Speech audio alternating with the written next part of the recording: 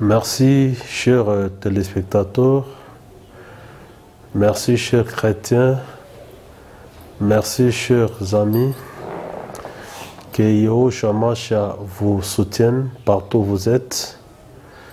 Je suis passé pour répondre d'une manière publique à la question qui m'a été posée après avoir donné une explication au sujet de la pandémie dénommée Covid-19, autrement appelé coronavirus.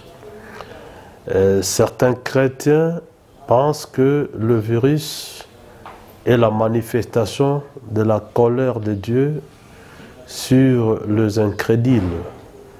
Et j'ai entendu bon nombre de prédicateurs africains qui sont tentés de fustiger les Européens, les Américains et les Asiatiques, comme quoi ils sont sous les fouets de Dieu parce qu'ils ont voté des lois abominables autorisant la bestialité, autorisant l'homosexualité, autorisant plusieurs pratiques, l'inceste, plusieurs pratiques que la loi divine avait défendues autrefois, et cette loi divine continue à défendre, mais le Parlement européen, américain, ont voté des lois abominables.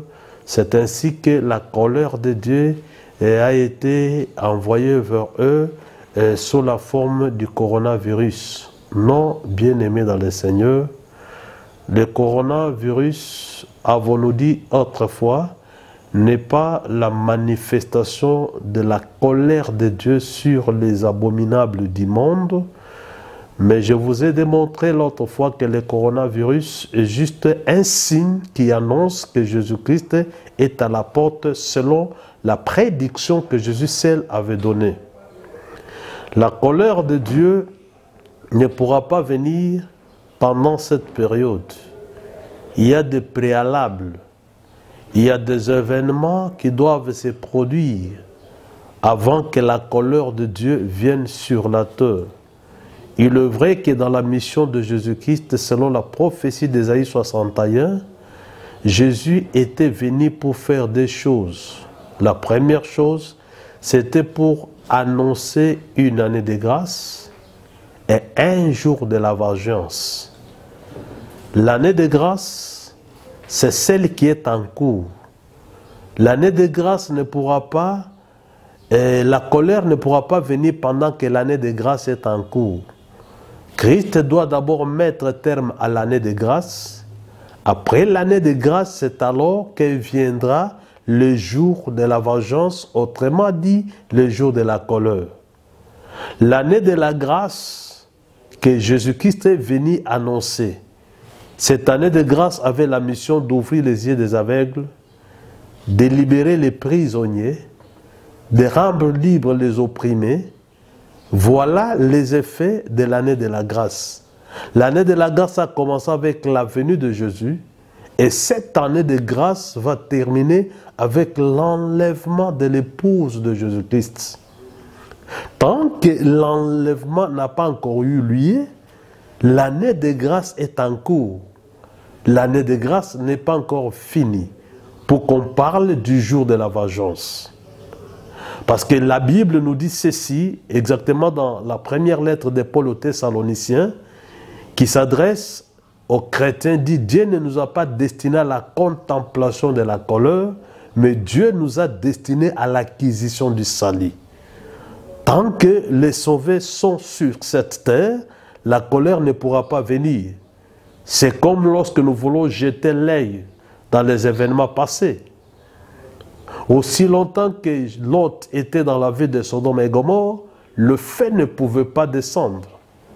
Aussi longtemps que Noé était en dehors de l'arche, la pluie ne pouvait pas descendre. Il fallait que Noé entre dans l'arche, il fallait que Lot sorte de Sodome et de Gomorrhe pour que le feu vienne. Alors le jour de la colère va venir. Et il y a des événements précis qui vont concrétiser les jours de la colère. La première chose, c'est l'enlèvement de l'épouse. L'épouse du Seigneur Jésus-Christ doit quitter cette terre, selon qu'il est écrit, « Viens, ma bien-aimée, viens te cacher dans les fentes du rocher, jusqu'à ce que la colère passe. » L'épouse quittera le monde, et l'épouse ira au ciel, dans la fête des noces.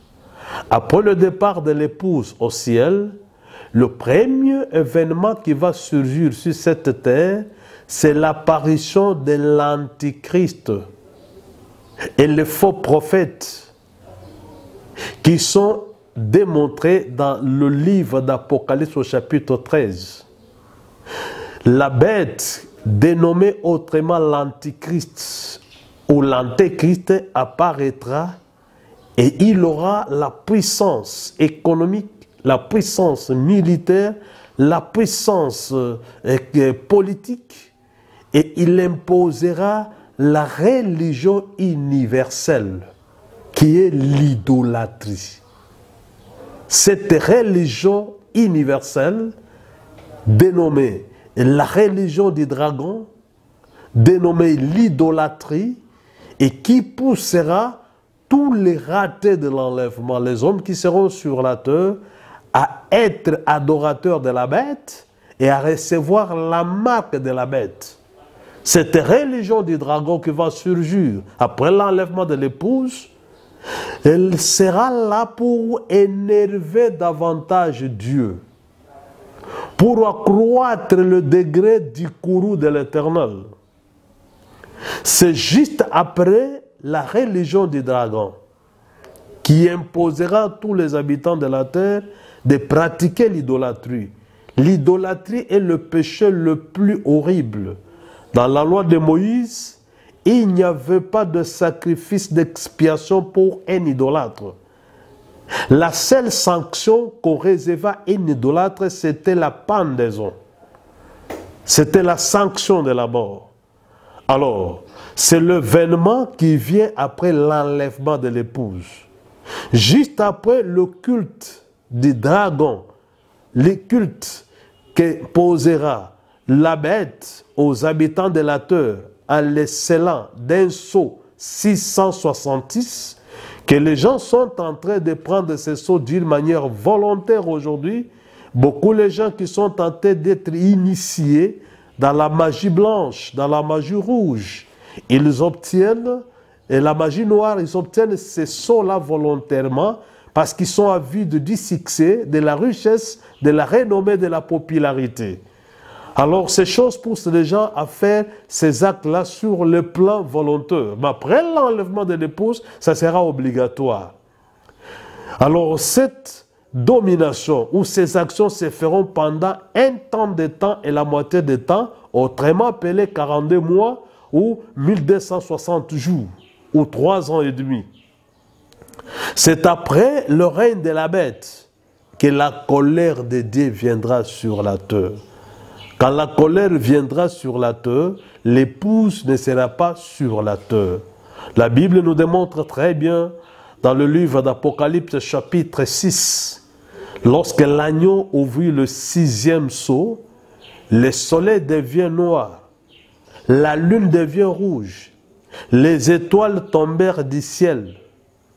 Et Jean a vu dans la vision les hommes riches, les hommes, le roi, les chefs militaires qui tremblaient et qui se cachaient derrière les montagnes, disant « Cachez-nous devant la colère de l'agneau, car le grand jour de la colère est venu. » La colère de l'agneau viendra après l'enlèvement de l'épouse, après le règne de la bête de l'Apocalypse 13.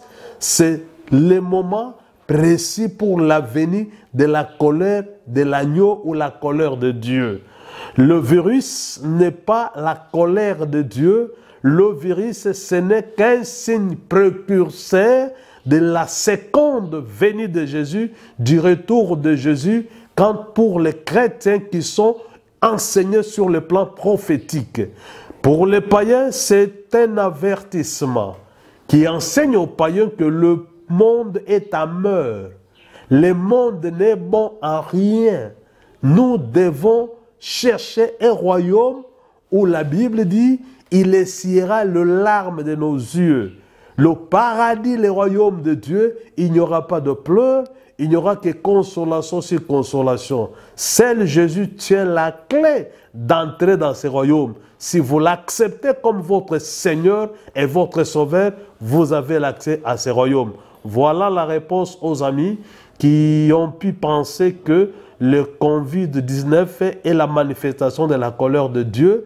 Et je vous ai dit, non, la colère de Dieu ne pourra pas venir tant que l'Église est encore sur la terre.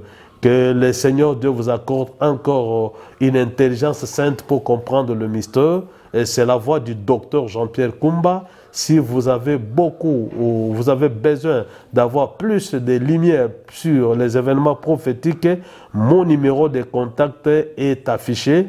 Prière, entrez en contact avec moi. Le Seigneur vous éclairera davantage. Shalom chez vous. Que Dieu vous assiste.